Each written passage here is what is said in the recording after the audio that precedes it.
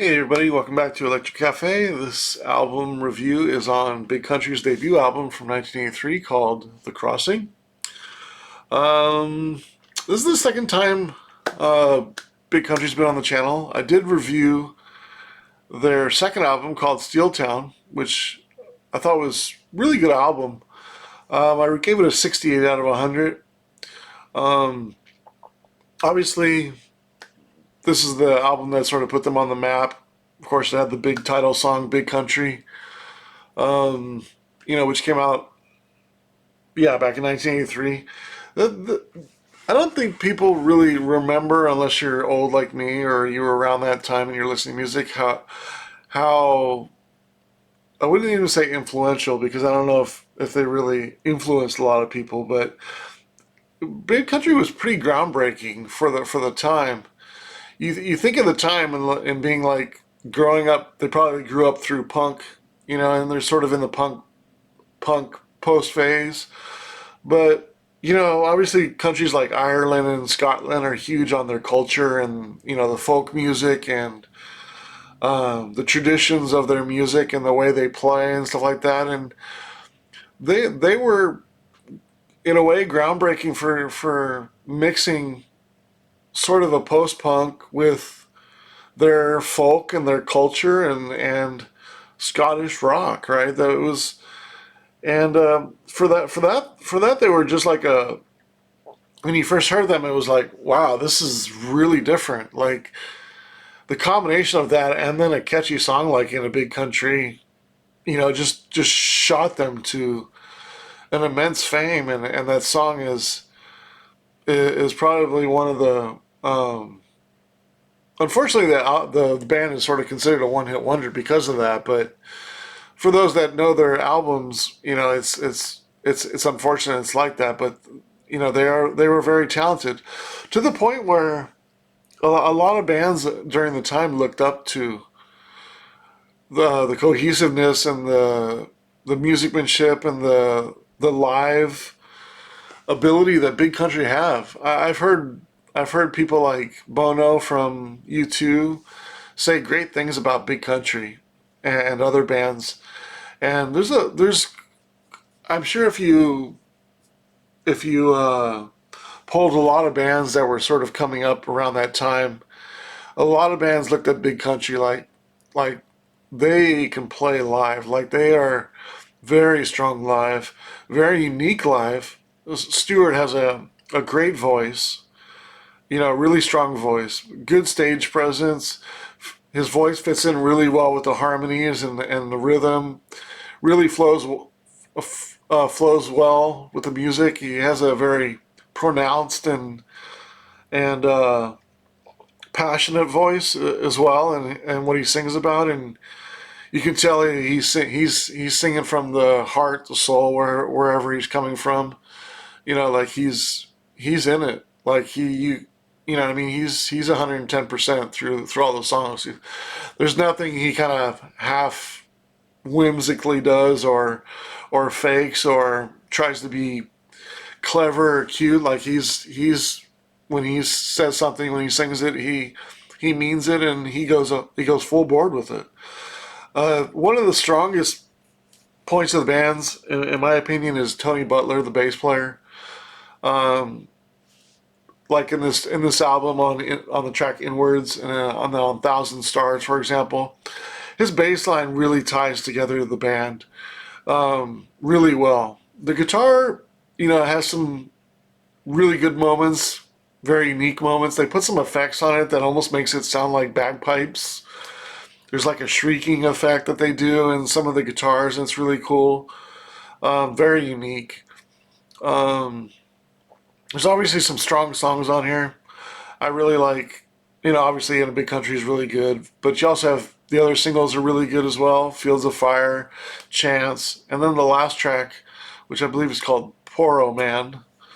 That's a really strong track. Those are probably my four favorites on the album. But there's also what I appreciate on this particular album, maybe even more so than Steel Town, since I've reviewed that already, is there's a little bit more of a smoothness on some of these songs and a little bit more I don't know if I'd say playability, but they're kind of working in the rhythms a little bit more, and maybe they're not as 110% as they are on Steel Town.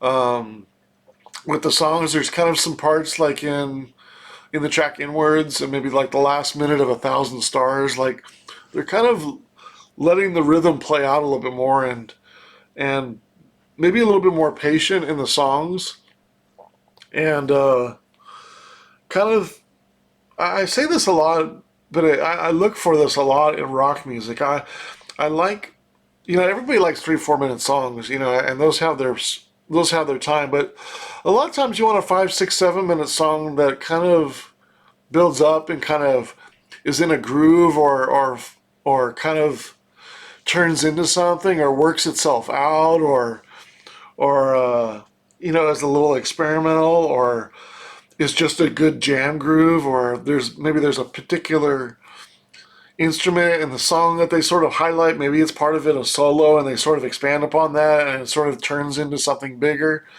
Like I really look for that a lot in really all styles of music, and I feel like they do that a little bit more on this album than they do on Steel Town. And so I do really appreciate that as well. Steve Lillywhite produced this album, who I think is a really phenomenal producer, who's produced all kinds of people like Simple Minds back in these days. And Steve Lillywhite was just on so many great. I think he was on U2. He's on so many great artists' albums in the '80s especially. And I got a chance to meet Steve Lillywhite in the late '90s. I was There was a possibility he was gonna produce Guns N' Roses' Chinese Democracy, which was sort of the comeback album in the late '90s for Guns N' Roses. And I was working at the studio that was recorded at, and Steve Lillywhite came in a few times because maybe to meet the band and stuff like that. There was also a lot of rumors. I think I also met Youth.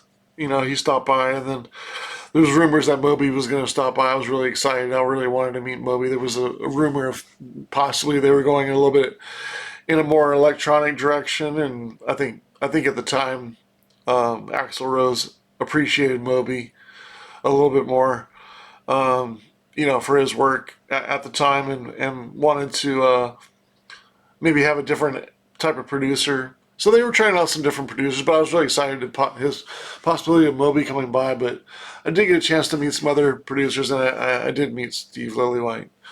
Um, well, I'm not sure if he's from the UK or Australia, but had a heavy accent. As far as the tracks, um, in a big country, it's almost a hard album, a hard song um, to rate. But then you're just like, it's just so like catchy, and so I don't know. It's just, how can you not give it 4 stars? It's just, you know I wouldn't be I wouldn't complain if anybody rated it 5 stars, and I wouldn't complain if anybody rated 3 stars, that they just never want to hear it again because it's been played so much. But for what it is, it's an excellent song. I give it 4 stars. Inwards I really like as well. I give it 3 stars. Chance I liked a little bit better at 3 1/4 stars. 1,000 stars I liked 3 stars. Then the album gets the